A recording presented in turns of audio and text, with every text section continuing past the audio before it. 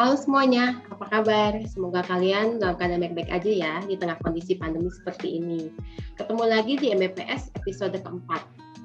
Saya Vina yang akan bawain MBPS kali ini, dan tema untuk kali ini adalah memasarkan produk secara digital dengan strategi konten marketing. Menarik banget kan? Oh ya, sebelumnya saya mau infoin juga nih, kalau live MBPS ini dilakukan dari rumah masing-masing karena kita mengikuti peraturan PPKM yang masih berlaku sampai hari ini. Jadi mohon dimaklumi ya kalau nanti ada beberapa kendala teknis selama kita live. Oke, nggak pakai lama deh. Di episode kali ini kita bakal ngobrol seru-seru bareng dua narasumber kita yang udah expert banget di bidang permarketingan, yaitu ada Mas Muhammad Rafialdi atau biasa dipanggil Mas Aldi, Marketing Strategis Komputer Teknologi Indonesia atau CTI Group. Halo Mas Aldi, apa kabar? Halo Mbak Vina, baik-baik Mbak. Mbak gimana? Sehat ya? Sehat. Sehat. Oke, Iya. dan ada narasumber kita yang kedua, itu ada Mbak Nenden Fahyumi, Social Media Specialist Parades Store Indonesia. Halo Mbak Nenden, apa kabar? Halo Bu Vina, Mas Aldi, baik-baik nih. Sehat ya? Sehat dong. Alhamdulillah. Oke, karena hari ini kita mau bahas tentang konten marketing, kayaknya nggak salah deh kalau kita ngobrol-ngobrol bertiga nih. Aku mau nanya nih sama Mas Aldi sama Mbak Nenden. Sebagai orang yang berkecimpung di dunia konten marketing, bisa nggak sih ceritain sedikit sehari-hari apa sih job desk dari Mas Aldi sama Mbak Nenden? Boleh Mas Aldi dulu yang jawab? Oke, Mbak Vina.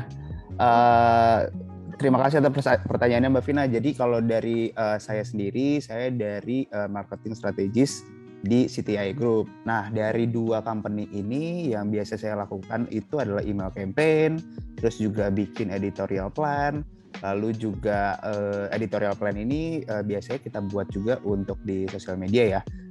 Ada yang seperti Instagram, Facebook, terus juga LinkedIn juga kita buat. Lalu habis itu saya juga create artikel juga untuk kita pasang di website, dan kita juga di websitenya pun kita juga buat kontennya seperti apa yang menarik sehingga bisa membawa traffic juga yang bagus gitu untuk di websitenya gitu. Lalu selain itu juga saya juga ada handle event juga, karena di situasi pandemi sekarang kan event semua udah sekarang virtual ya kebetulan ya. Jadi dari mulai invitation, bikin blasting invitation atau bikin desainnya untuk invitation itu sendiri, itu pun saya yang create juga sih. Jadi role saya ini sebagai marketing strategis di CTI Group itu memang lebih ke arah untuk creating campaign. Seperti itu, Mbak. Jadi udah semua serba semua ya, udah serba digital lah ya, udah nggak ada hard copy lagi. Betul, karena kita mau ngelakuin marketing secara offline kan masih belum bisa ya. Jadi kita buat secara efektif untuk secara online seperti itu sih. Kalau Mbak Nenden, sehari-harinya sebagai social media specialist PDS, apa nih Mbak? Iya, kalau aku sebagai social media spesialis ya, berarti kesehariannya ini yang megang sosial media, mulai dari Instagram, terus Facebook, LinkedIn, TikTok. Nah, itu aku yang pegang.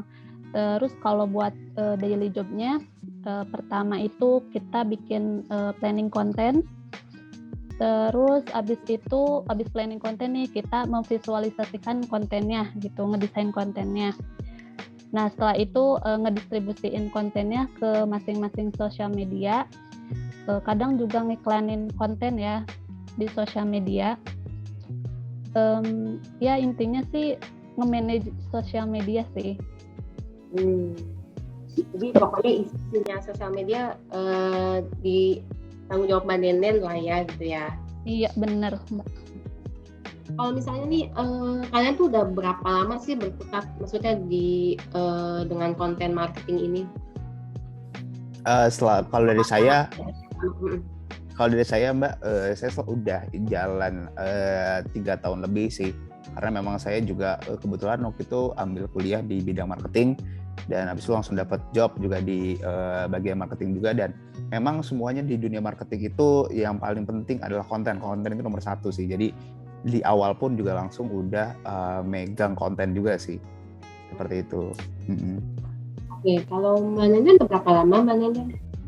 Kalau aku dari pertengahan tahun 2018, nah itu udah berkutat di sosial media marketingan gitu. Oke, udah lumayan, berarti berdua ini sudah sangat berpengalaman ya. Sudah Kurang lebih sama dari... sih ya. Iya. Kurang lebih. Oke, aku mau nanya nih, sekarang ini kan di era digital kayak begini kan banyak banget bisnis atau usaha yang dipromosiin secara online. Terus dan butuh juga strategi dari konten marketing supaya menarik nih. Nah, dari pengalaman kalian berdua ini, apa sih konten marketing itu? Karena saya pernah baca juga kan kalau keberhasilan social media marketing itu berpengaruh sangat besar terhadap brand awareness. Betul. Kalau dari saya, Mbak Vina, konten marketing itu adalah salah satu strategi marketing untuk membuat dan publish konten itu sendiri ke audiens yang kita targetkan. Nah, kita tuh menargetkannya itu untuk di beberapa macam platform gitu ya. Dan tentunya sebelum kita buat konten, kita perlu tahu dulu nih siapa sih sebenarnya target kita dan apa kebutuhan audiensnya kita itu, sehingga kita bisa menyampaikan pesan sesuai kebutuhan mereka. Dan dengan strategi ini bukan hanya menyampaikan 1 atau 2 message aja, tapi tujuan itu lebih besar lagi, yaitu membangun relasi yang kuat dengan audiens dalam jangka yang cukup lama. Seperti itu Mbak.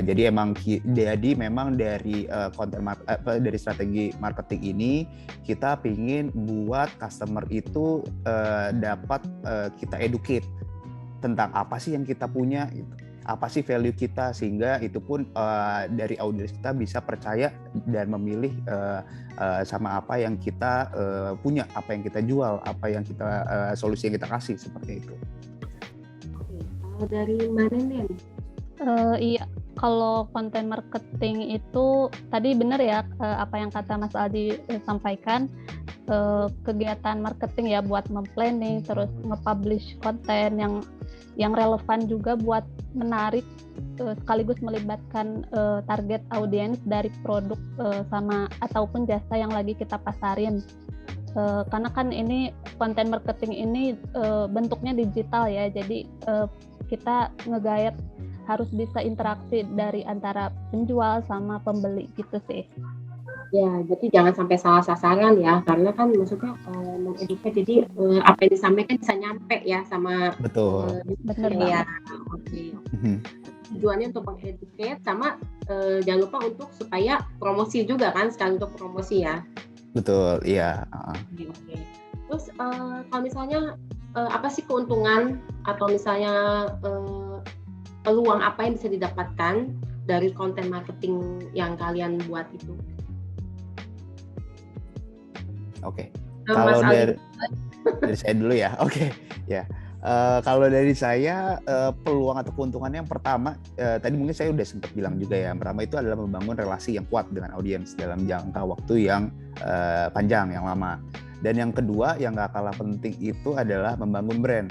Jadi kita bisa bisa membangun brand identity, brand value kita atau brand awareness kita itu bisa lebih improve lagi, lebih enhance lagi, bisa lebih advance lagi, seperti itu. Dan yang ketiga, ini pun juga bisa menjadi salah satu keuntungannya adalah kita bisa create traffic untuk platform yang digunakan seperti sosmed ataupun website, dan konten yang baik pun juga akan sangat memungkinkan untuk menghasilkan sales pada akhirnya, seperti itu sih. Jadi dari marketing memang tugasnya kan memang kita membuat wadah yang pada akhirnya nanti harapannya adalah untuk mendapatkan penjualan, seperti itu. Kalau dari Mbak Nenden? Iya, kalau keuntungan konten marketing ini dari sisi umumnya ya, karena kan sekarang ini kan eranya era digital gitu. Dan saat ini orang-orang 24/7 nggak bisa jauh-jauh dari gadget atau smartphone gitu. Nah, itu merupakan suatu peluang besar buat kita bikin konten marketing nih, yang jadi bagian dari strategi marketing di era digital ini sih. Karena hampir semua orang sekarang udah pakai smartphone ya. Iya, jadi lebih gampang komunikasinya lewat digital, betul ya? Nah, iya. Betul ya. Terus media sosial apa yang biasa dipakai sama Mas Aldi sama Mbak Nenden untuk promosi? Misalnya paling banyak itu media sosial apa gitu? Dari Mas Aldi? Kalau biasanya untuk promosi berarti untuk pasarin produk ya. Kalau untuk pasarin produk biasanya kita pakai Instagram dan Instagram, Facebook dan LinkedIn sih. Cuman sebenarnya untuk Instagram dan Facebook ini memang paling common kan. Jadi pun kita juga paling sering untuk menggunakan Instagram dan Facebook. Tapi di sisi lain kita juga suka memanfaatkan dari untuk pasang ads juga di Google. Untuk Google Ads juga ada untuk SEM dan untuk SEM-nya juga search engine marketingnya seperti dan Google Display Network. Itu sih yang biasanya kita suka untuk bermain lah untuk memasarkan produk seperti itu. Kalau dari PDS gimana Mbak Nenden? Kayaknya banyak ya PDS ya. Ya tadi udah disebutin kan ya sebelumnya, Instagram, Facebook, LinkedIn, TikTok gitu. Cuman kalau mau masarin lebih dalamnya itu paling di Instagram. Dia kan sekarang udah ada fitur kayak Instagram Shop gitu. Terus kita bisa swipe up juga langsung ke website kita. Paling banyak Instagram sih. Sama kalau sekarang lagi gencar-gencarin di TikTok sih kalau PDS. TikTok juga lagi booming banget ya. Iya, ya TikTok lagi bagus banget ya sekarang untuk iklanin, betul. Kalau Instagram lah orang biasanya nggak kayak itu ya. Betul. Terus aku mau nanya juga nih, ada kesulitan nggak sih atau misalnya nentuin konten yang harus diposting setiap hari, misalnya kan ya pasti kan ada masa-masanya kayaknya kehabisan ide atau gimana gitu. Ada kesulitan nggak? Terus topik apa yang biasanya kalian buat untuk di media sosial itu? Dari Mbak Nenden dulu deh gantian. Ya, oke. Iya. Oke, kalau kesulitan pasti ada ya. Kalau kesulitan namanya tiap hari bikin konten gitu, pasti kadang stuck juga kan gitu. Terus paling biar nentuin konten dari kesulitan itu paling kita pikirin dulu topik generalnya ya. Kayak misal kita mau bikin topik tentang fakta seru gitu kan. Kayak PDS kan teknologi ya berarti. Jadi misalkan pengen bikin tentang Intel. Nah, kita searching aja tentang Intel, berita terbaru tentang Intel kayak gitu. Intinya sih ngikutin tren terbaru gitu. Pasti tiap hari ada tren baru gitu kan. Terus paling juga diskusi sih sama tim. Nah, dari diskusi itu suka punya pencerahan baru sama punya pandangan baru gitu. Terus kalau topik yang biasanya di Paradise Store ya, karena kan produknya produk IT, biasanya bikin konten topiknya topik tips and trick gitu. Contohnya buat tips laptop biar gak lemot gitu kan. Terus fakta-fakta seru juga kayak tadi, sama ini sih review produk. Nah, ini paling penting. Terus juga bisa buat topik games gitu biar bisa naikin engagement, karena biasanya orang-orang kalau postingan games gitu banyak yang mau komentar gitu sih. Sama hati-hati banyak juga ini kan Glory Hunter. Iya, Quiz Hunter ya. Iya. Apa tuh? Bisa jelasin maksudnya? Jadi memang hanya ini Mbak. Jadi hanya memang ikutan ada akun-akun yang bukan akun asli tapi memang dikhususkan untuk cari ikutan giveaway hunter sebutannya, betul. Seperti itu. Kayak ikut-ikutan supaya dapat hadiah gitu, tapi sebenarnya maksudnya betul, iya. Makanya ketika kita punya satu konten tentang giveaway sebenarnya baik, tapi kalau misalnya keseringan pun juga nggak baik, karena isinya nanti bakal followers kita bakal banyaknya giveaway hunter aja gitu sih. Gitu. Mas Aldi, cara nentuin kontennya gimana nih tiap hari? Kalau misalnya tadi pertanyaan pertama itu kesulitan ya? kesulitan dulu ya. Kalau dari kesulitannya sih relatif sih, namanya orang yang bikin konten pasti kan kita butuh materi ya. Dan sedangkan materinya itu kalau dari saya biasanya bikin konten itu saya harus muter dulu nih ke orang produk. Kira-kira ini materinya mau apa, ini yang mau kita sampaikan, produknya seperti apa, seperti itu. Dan itu biasanya kesulitannya di situ untuk mendapatkan materi. Tapi kadang untuk nentuin konten biasanya juga saya beberapa kali bikin konten pilar. Jadi misalnya saya udah dapat nih produk Lenovo misalnya. Nah, di Lenovo ini saya bikin nih konten pilar. Nah, konten pilar itu apa sih? Jadi anggap aja kita punya produk, saya mau bikin konten Lenovo. Nah, Lenovo ini yang saya buat ini nggak melulu akan saya bahas tentang produk. Tapi di konten pilar ini saya akan bagi menjadi misalnya ada greetings dari Lenovo, ada testimoni dari Lenovo, ada dari wording dari Lenovo yang untuk direct ke websitenya XDC misalnya seperti itu. Dan misalnya juga ada juga update terkait info seputar IT juga sih. Misalnya contohnya kayak kemarin saya sempat bikin konten untuk Air Bubble. Air Bubble itu adalah produk air purifier yang memang cocok pada saat kondisi pandemi sekarang kan. Jadi memang itu bisa kita kaitkan juga dengan tren yang ada. Seperti itu, dengan cara misalnya air bubble ini adalah air purifier yang bisa meminimalisir penyebaran virus COVID-19 seperti itu. Jadi memang dari produk pun kita juga mesti kombinasikan dengan tren yang ada sekarang. Seperti itu.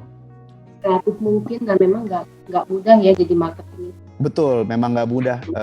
Mbak, saya pikir awalnya mudah ya, cuma bikin konten untuk bikin message doang. Tapi bikin message yang optimal sampai benar-benar sampai audiens bisa nangkep itu sulit loh. Ya, bener. Kreatif supaya menarik orang, betul ya. Betul, apalagi mungkin Nenden tuh udah lebih jam terbang lebih tinggi dibanding saya. Oke. Mas Aldi, aku mau nanya nih, untuk membuat konten apa aja sih yang dibutuhkan? Untuk membuat konten, yang pasti untuk membuat konten pasti materinya dulu ya. Materi dulu karena dari marketing itu bukan yang yang menyediakan materi, tapi kita mendapatkan materi mau seperti apa dan dari marketing yang akan generate nih materi ini kita bisa apain seperti itu.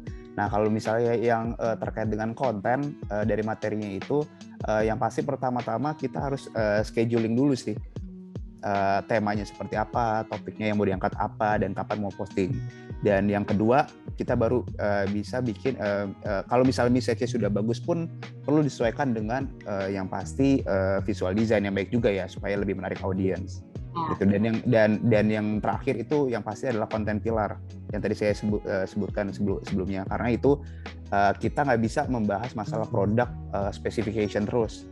Karena orang akan bosen, orang misalnya ngelihat spek detail secara teknis itu pun juga mereka akan kabur. Ya. Tapi yang perlu kita tekankan adalah gimana kita bisa mengasih solusi kepada audiens, seperti itu sih. Dengan bahasa awam sehingga audiens awam pun juga bisa nangkep. Ya, gitu. Menarik user untuk nonton ya dan untuk. Betul, iya. Oke. Nah, sekarang ke Mbak Nenden nih. Kan konten marketing itu kan berkaitan dengan desain visual. Iya. Mbak Nenden itu kan spesialis di sosial media nih. Terus gimana sih cara mendesain postingan produknya supaya jadi menarik? Oke, buat desain postingan biar menarik itu tergantung produknya juga ya. Pertama-tama kita harus pahamin dulu produk knowledge-nya. Misal contohnya produknya makanan nih. Nah, biasanya kan orang kalau makanan tuh lebih tertarik kalau ada foto makanannya kan. Nah, terus juga biasanya kalau makanan nih cocoknya pakai warna yang terang kayak kuning gitu, orange, merah. Apalagi kalau makanannya makanan yang pedes gitu, pasti warna merah nih yang ditonjolin gitu kan. Itu menarik mata dulu nih ya. Ya. Benar, iya. Dari warna dasar itu jadi udah bisa ngasih sugesti gitu ke audiens kita. Nah, kayak gitu. Terus kayak Paradise Store nih kan dia identiknya dengan teknologi gitu. Terus kita lihat nih dari Facebook, Samsung, misal Microsoft gitu. Nah, mereka rata-rata pasti ada warna biru gitu di desainnya. Di logonya juga ada warna biru gitu. Nah, kayak gitu.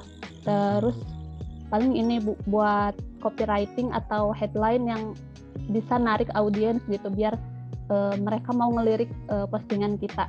Kayak gitu sih. Misal contohnya kayak headline-nya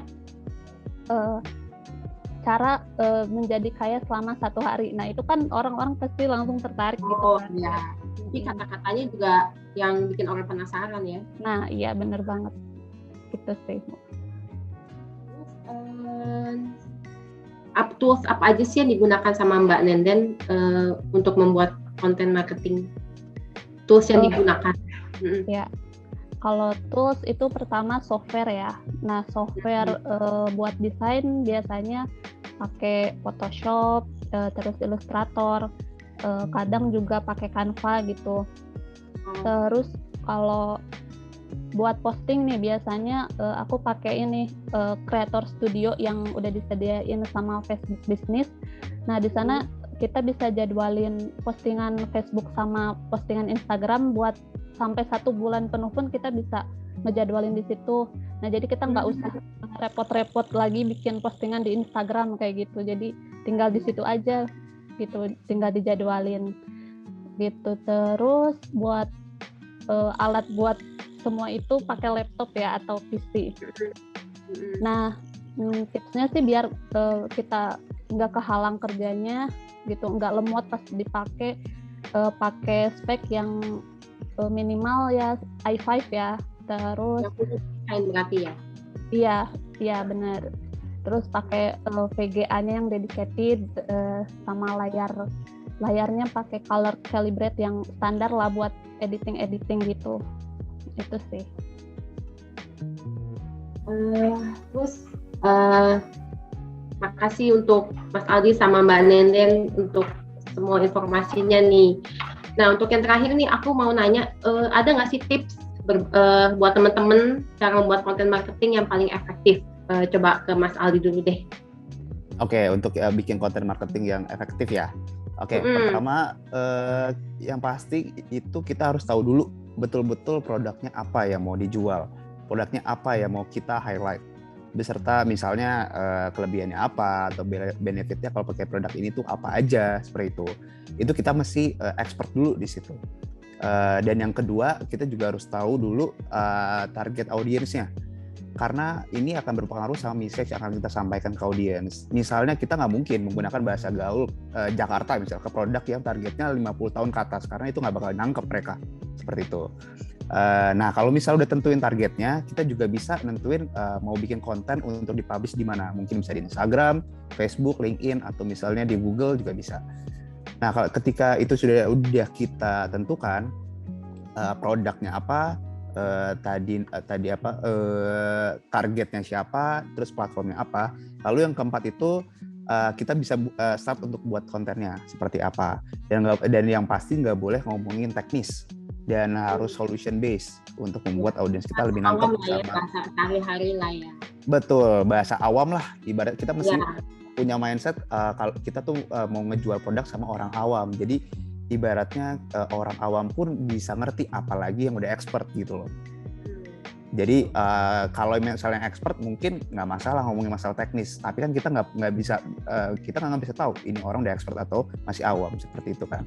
Jadi memang kita harus membuat bahasa awam yang bersifat solution based, seperti itu. Kalau dari teman-teman ada tips? Mungkin mau nambahin dikit aja ya. Tadi kan Mas Aldi semuanya udah bener banget ya. Terus kita juga ini sih bisa menganalisis dari kompetitor kita juga sih. Misalkan kok konten mereka rame ya, padahal kan konten kita juga mirip-mirip kayak mereka gitu. Nah, dari situ kita harus menganalisis kenapa sih bisa kayak gitu. Nah, gitu sih. Terus ya maksimalin di isi konten digitalnya aja sih, kayak gitu. Sebenarnya Mbak Vina banyak sih Iya. supaya bisa efektif tuh caranya banyak banget. Cuman kalau dari kita berdua mungkin itu sih dari pandangan kita yang supaya bisa bikin konten marketing itu efektif seperti itu sih. Tadi salah satunya Mbak Nenden kan bilang untuk analisa kompetitor itu betul sih menurut saya gitu. Karena apalagi kompetitor yang benar-benar sejenis ya, head to head lah gitu. Itu benar-benar bisa jadi kita bisa lihat juga tuh strategi mereka gimana bikin konten seperti apa, kok mereka bisa lebih bagus banding kita, nih apa nih gimana nih kayak gitu. Pokoknya konten marketing dijadikan alat komunikasi kita, karena mungkin karena kita nggak bisa face sekarang, jadi kan semua via media sosial, digital, jadi supaya nyampe pesannya, jadi harus maksimal ya di situ ya. Ya benar. Dan ketika konten marketing kita pun bagus, branding kita kan juga akan naik, Mbak. Itu yang bikin orang bakal jadi bakal trust lah. Ketika misalnya kita follow, udah banyak orang yang follow kita, udah percaya deh sama brand kita. Kita mau ngomong apa aja pasti orang bakal percaya sama kita. Ibaratnya kayak gitu, ya. Jadi dunia marketing kan semakin berkembang. Konten-konten yang menarik itu sangat diperlukan kan untuk memasarkan produk dan brandnya kita. Terus kayak obrolan kita di MBPS sebelumnya, skill yang harus dimiliki itu nggak cuma dari sisi jualan, tapi juga harus perhatiin cara promosinya supaya lewat konten ini basisnya nyampe. Terus juga itu kan bagian dari strategi penjualan kita kan. Terus kita juga harus memanfaatkan media yang tersedia secara gratis dan supaya produk kita juga makin laris gitu ya. Oke, makasih banyak buat Mas Aldi dan Mbak Nenden untuk hari ini untuk sharing ilmunya. Terus sama-sama Mbak Vina. Ya, semoga ini memberikan wawasan, terus nggak nganggap enteng marketing nih ya, karena biasanya kan marketing kayaknya marketing doang. Remeh ya. Iya betul. Betul. Jadi kan padahal itu kan cara kita untuk berkomunikasi juga kan, untuk promosi gitu kan. Betul. Even bikin caption Instagram aja itu sulit loh, Mbak. Mungkin Nenden tuh. Betul banget. Jangankan promosi ya, kita yang kadang-kadang mau posting apapun aja bikin captionnya lama banget gitu. Kelihatan simple kan ya, tapi banyak juga orang yang ngomong no caption needed kayak gitu. Bener banget. Betul, oke. Dan sekian dulu untuk MPS kita kali ini, dan saya juga mau ngingetin kalau MPS ini juga tersedia dalam bentuk podcast, jadi bisa didengerin di mana aja, lewat Spotify dan di aplikasi manapun. Kita pamit dulu untuk MBPS episode kali ini. Terima kasih untuk semuanya. Terima kasih untuk Mas Aldi dan Mbak Nenden. Ya, sampai jumpa di MBPS. Terima kasih Mbak Vina, Mas Aldi. Ya, dadah. Ya, bye-bye.